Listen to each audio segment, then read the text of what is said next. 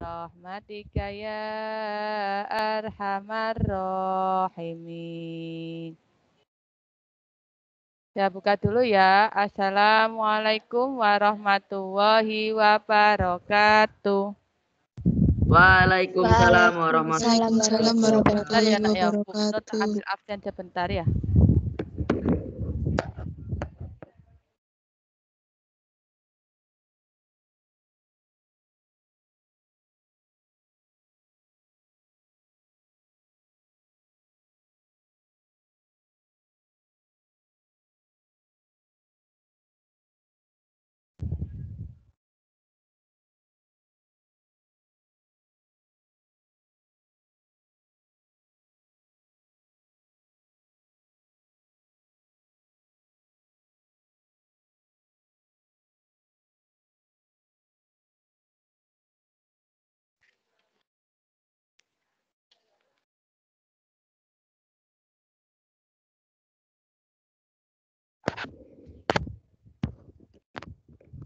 Baik anak-anak, saya absen sebentar. Yo, tak lihat di apa yang ada di sini sing memang niat-niat sudah bergabung, yang sudah bergabung dari awal. Ada Alivia,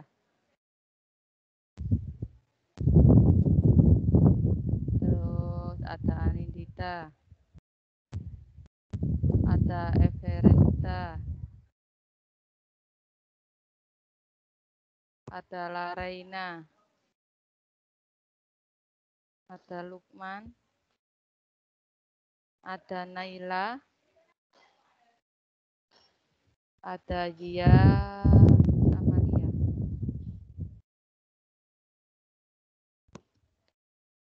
Baik, langsung saja ya kita ke materi. Udah tampilkan lagi PowerPoint-nya. Oke. Kita memasuki bab 12 yang dimana kita mempelajari tentang Al-Khulafa Ur-Rasyidin. Siapa sih Al-Khulafa Ur-Rasyidin ini? Yaitu mereka ini adalah penerus perjuangan Nabi Muhammad Shallallahu Alaihi Wasallam. Setelah Nabi Muhammad wafat, maka perjuangan dakwahnya, pemerintahannya diteruskan oleh sahabat-sahabat Nabi Muhammad atau yang dikenal dengan Al-Khulafa Ur-Rasyidin.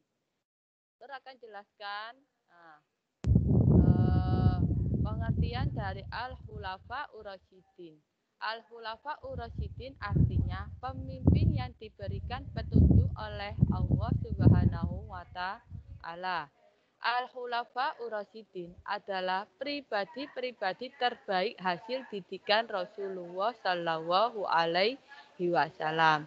Nah, Al-Khulafa Ur-Rasyidin ini artinya pemimpin yang diberikan petunjuk oleh Allah Subhanahu wa Ta'ala sebagai pengganti Rasulullah, ya.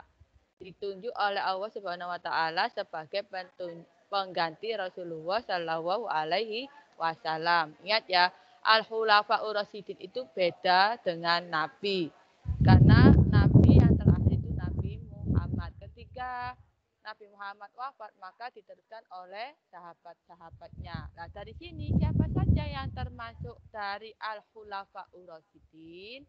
Nah, Al-Khulafa Ur-Rasyidin itu berjumlah 4 orang yang diantaranya ada Abu Bakar As-Siddiq, ada Umar bin Khattab, ada Utsman bin Affan, dan Ali bin Abi Thalib. Nanti kita akan bahas satu persatu. Siapa itu Abu Bakar dan bagaimana masa pemerintahannya ya. Langsung saja kita bahas siapa itu Abu Bakar. Nah, Abu Bakar As-Siddiq adalah khalifah yang pertama, pemimpin yang pertama. Nah, Abu Bakar terlahir pada tahun 573 Masehi. Dengan nama aslinya adalah Abdullah ibnu Abu Quhafa. Ia mendapat gelar As-Siddiq yang artinya yang benar setelah masuk Islam. Kenapa mendapatkan gelar As-Siddiq? Karena ketika Nabi Muhammad mengalami peristiwa Isra Mi'raj, Nabi Muhammad menceritakan kisahnya kepada orang-orang sahabat dan termasuk kaum kafir Quraisy dan yang hanya mempercayai dan membenarkan kisah Isra Mi'raj itu adalah Abu Bakar As-Siddiq. Karena dari situlah ia mendapat gelar As-Siddiq, artinya yang benar. Nah, Abu Bakar As-Siddiq ini terkenal orang yang pemimpinnya secara bijaksana dan tegas. Karena itu beliau mempunyai kebijakan-kebijakan yang terkenal di antaranya. Ketika Abu Bakar memimpin, beliau memerangi orang-orang yang keluar dari Islam. Nah, ketika orang-orang itu murtad atau keluar dari agama Islam, menyembah patung, kembali lagi menjadi orang Quraisy yang menyembah berhala, maka Abu Bakar ini memerangi orang-orang yang keluar dari agama Islam. Nah, program yang kedua, kebijakan yang kedua yaitu Abu Bakar As-Siddiq memerangi orang-orang yang enggan membayar zakat. Nah, ketika orang-orang itu tidak mau membayar zakat mal, zakat fitrah, maka akan diperangi. Sebagaimana zakat itu hukumnya wajib, ya. Kalau zakat mal itu wajib bagi orang yang mampu, tetapi zakat fitrah itu wajib bagi semua orang yang beragama Islam. Karena zakat itu salah satu rukun Islam. Nah, yang ketiga, kebijakan Abu Bakar yaitu memerangi orang-orang yang mengaku nabi atau nabi palsu. Ketika Nabi Muhammad SAW wafat, banyak orang-orang yang mengaku sebagai nabi. Nah, dari situlah Khalifah Abu Bakar memerangi orang-orang yang mengaku sebagai nabi. Karena kita ketahui, nabi yang wajib kita ketahui yaitu adalah 25. Dan nabi yang terakhir yaitu Nabi Muhammad. Ketika Nabi Muhammad wafat, maka tidak akan ada nabi yang lainnya. Lanjut, khalifah yang kedua, kita akan mempelajari tentang Umar bin Khattab. Umar bin Khattab ini adalah khalifah yang kedua, pengganti dari Abu Bakar As-Siddiq. Setelah Abu Bakar As-Siddiq meninggal, maka posisi pemimpin atau kepemerintahannya digantikan oleh Umar bin Khattab. Umar bin Khattab bin Nufail bin Abdul Uzza atau lebih dikenal dengan Umar bin Khattab adalah salah seorang sahabat Nabi Muhammad Shallallahu Alaihi Wasallam. Beliau adalah khalifah kedua setelah Abu Bakar As-Siddiq. Pada pemerintahan Umar bin Khattab ini, beliau dikenal dengan tegas dan pemberani. Karena itulah beliau dijuluki dengan singa padang pasir, sosok yang sangat berani. Nah, ketika Umar bin Khattab ini memimpin, maka orang kafir Quraisy ini tidak ada yang berani. Karena beliau ini adalah ahli perang, orang yang tangguh, orang yang pemberani. Nah, pada masa pemerintahan Umar bin Khattab, beliau mempunyai kebijakan-kebijakan yang diantaranya, kebijakan itu seperti program pemerintahannya. Yang pertama, Umar bin Khattab membagi wilayah Islam. Jadi wilayah Islam itu dibagi-bagi tiap daerah. Seperti halnya dengan Indonesia ini kita terbagi beberapa wilayah. Ada wilayah Sumatera dengan kota-kota, desa-desanya. Terus ada Pulau Jawa terbagi menjadi 3, ada Jawa Barat, Jawa Tengah, ada Jawa Timur. Begitu juga dengan ada Pulau Kalimantan, ada Pulau Sulawesi, Pulau Bali, Pulau NTT, bahkan Irian Jaya. Nah, itulah yang namanya wilayah. Nah, ketika Umar bin Khattab menjadi pemimpin, beliau juga membagi wilayah-wilayah agama Islam. Nah, yang kedua, membentuk lembaga-lembaga negara. Dari wilayah yang dibagi ini, Umar bin Khattab juga membentuk lembaga-lembaga negara. Contohnya apa? Ya ini berkaitan dengan yang poin yang ketiga, membentuk Dewan Hakim. Nah, jadi setiap wilayah itu ada lembaga negaranya, juga ada Dewan Hakim. Nah, yang keempat, Umar bin Khattab menetapkan kalender Islam. Apa kalender Islamnya? Yaitu tahun Hijriyah. Itu adalah program yang dilaksanakan oleh Umar bin Khattab. Ada 4. Nah, terus lanjut setelah wafatnya Umar bin Khattab, masa kepemerintahannya dialihkan ke khalifah yang ketiga, yaitu Utsman bin Affan. Utsman bin Affan ini khalifah yang ketiga sebagai pengganti Umar bin Khattab. Utsman bin Affan adalah sahabat Nabi yang termasuk Al-Khulafaur Rasyidin yang ketiga setelah Umar bin Khattab. Ia mendapat julukan Dzun-Nurain yang berarti pemilik dua cahaya. Loh Bu, kenapa kok dikasih julukan Dzun-Nurain? Karena Utsman bin Affan ini menikahi 2 putri Nabi Muhammad. Putri yang kedua dan yang ketiga siapa saja? Yaitu ada Ruqayyah dan Ummu Kulsum. Jadi anak-anak Nabi ini dinikahi oleh sahabatnya sendiri.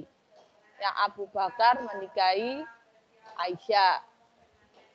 Terus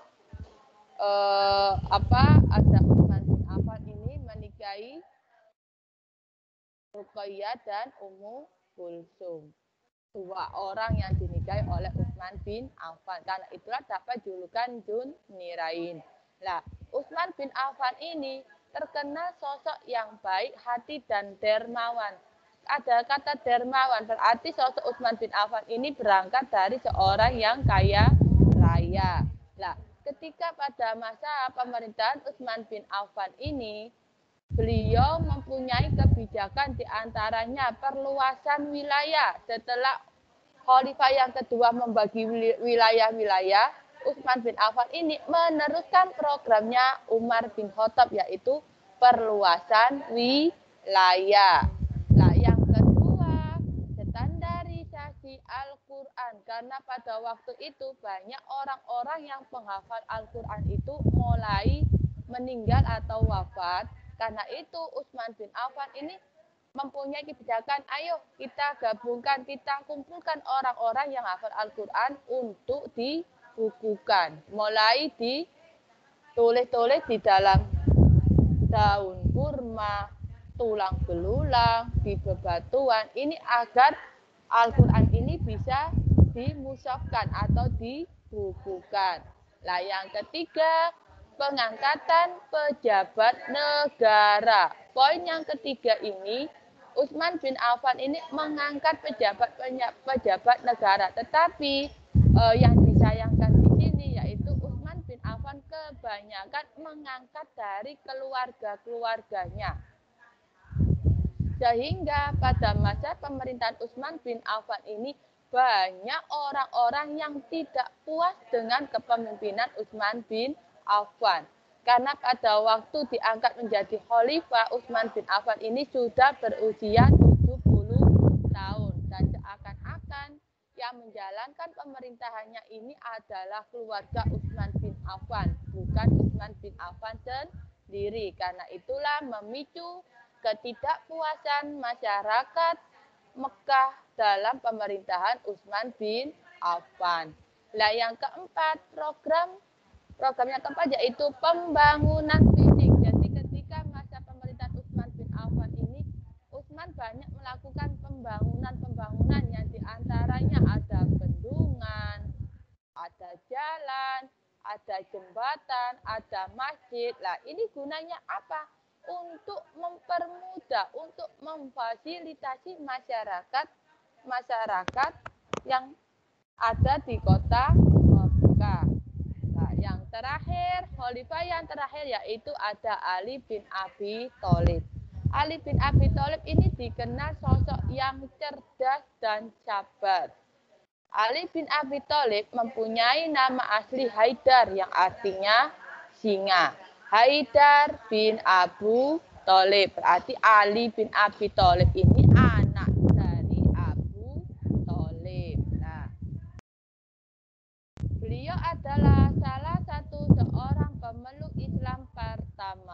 dan juga keluarga Nabi Muhammad Shallallahu Alaihi Wasallam. Karena Ali ini adalah sepupu Nabi Muhammad. Dan Ali juga menantu Nabi Muhammad setelah menikah dengan Fatimah. Bahkan Rasulullah ini pernah mengatakan, Ana Madinatul Ilmi wa Aliyu babuha. Saya adalah kota ilmu dan Ali adalah pintu gerbangnya. Karena Ali ini sosok yang cerdas, ya. Ali ini adalah seorang ilmuwan. Karena itu Rasul mengatakan bahwa Rasulullah ini sumber ilmunya, tetapi Ali ini adalah pintu gerbangnya. Lah, Bu, apakah Ali ini juga mempunyai kebijakan dalam pemerintahannya? Tentu punya. Nah, apa saja? Di sini ada 3 kebijakan yang dilakukan oleh Ali bin Abi Thalib. Di antaranya yang pertama, penggantian pejabat lama dengan yang baru. Jadi Ali ini mengganti pejabat-pejabat yang diangkat oleh Utsman bin Affan, dipecat, terus diganti pejabat yang baru.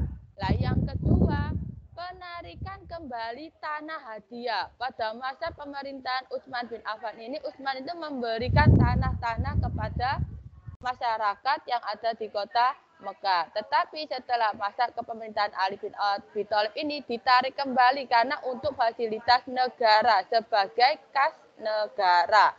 Nah, yang ketiga, menghadapi para pemberontak. Jadi ketika pada pemerintahan Ali bin Abi Thalib ini banyak terjadi perang. Karena itulah Ali menghadapi para pemberontak yang tidak setuju dengan pemerintahan Ali bin Abi Thalib. Itulah materi yang Bu Nur bisa sampaikan pagi ini, yang dimana kita mempelajari tentang Khulafaur Rasyidin sebagai penerus dakwah Nabi setelah Nabi Muhammad Shallallahu Alaihi Wasallam wafat.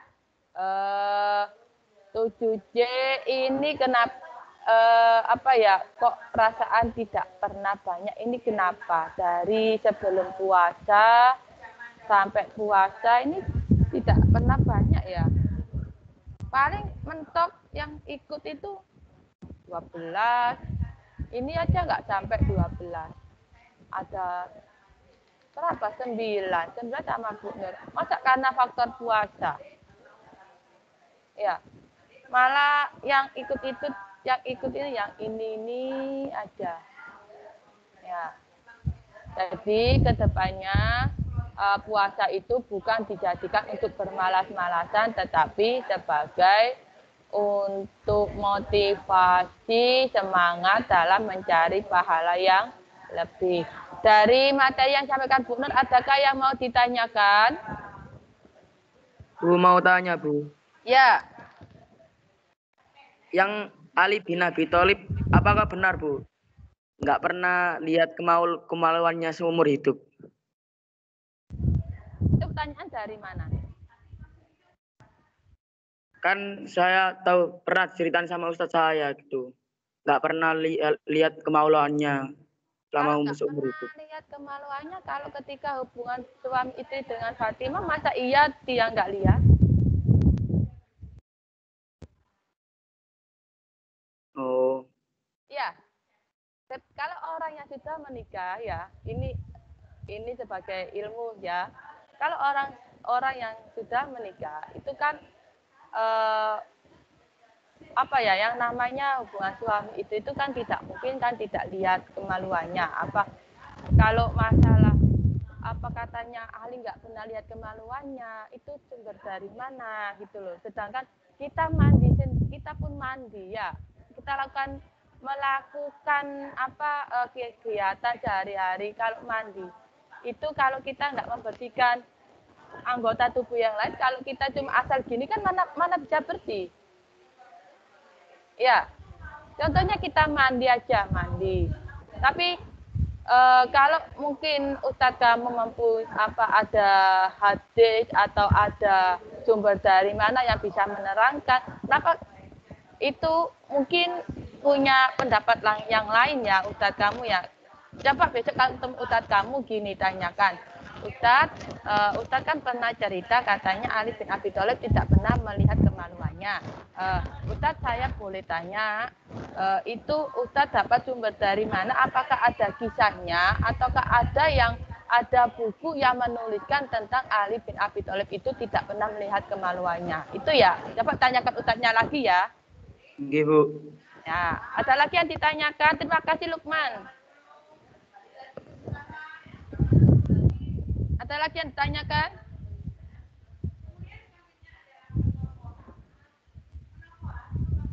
Ada yang ditanyakan lagi?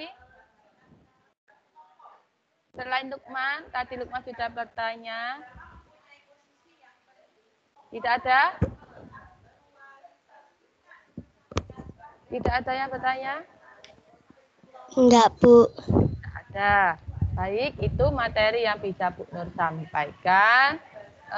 Semoga apa yang Bu Nur sampaikan ini menjadi ladang pahala bagi Bu Nur dan kalian. Semoga menjadi ilmu yang bermanfaat ya.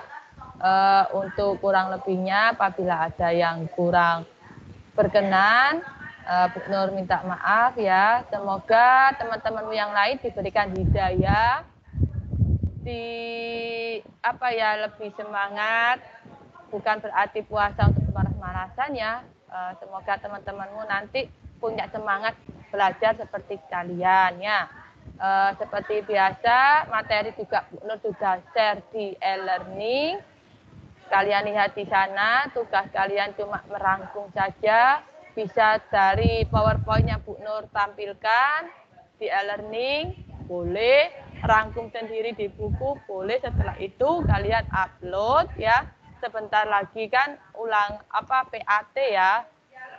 Mungkin habis lebaran, insya Allah kalian menghadapi PAT. Jadi penilaian akhir tahun ini semoga kalian mendapatkan nilai yang bagus, terus lebih semangat belajar dan beribadahnya. Jangan malas-malasan ya, tetap sholat 5 waktu, doakan kedua orang tua, guru, tempat, sahabat, kerabat, handai, taulan yang lainnya, dan negara Indonesia agar terbebas dari COVID-19, bencana alam, dan semoga kita selalu senantiasa dalam lindungan Allah Subhanahu wa Ta'ala. Kita akhiri, wal asri innal insana lafi khusrin illal ladzina amanu wa amilus solihati watawasau bil haqqi watawasau bis sabr. Shadaqallahul adzim. Wassalamualaikum warahmatullahi wabarakatuh. Waalaikumsalam warahmatullahi wabarakatuh. Oke, terima kasih.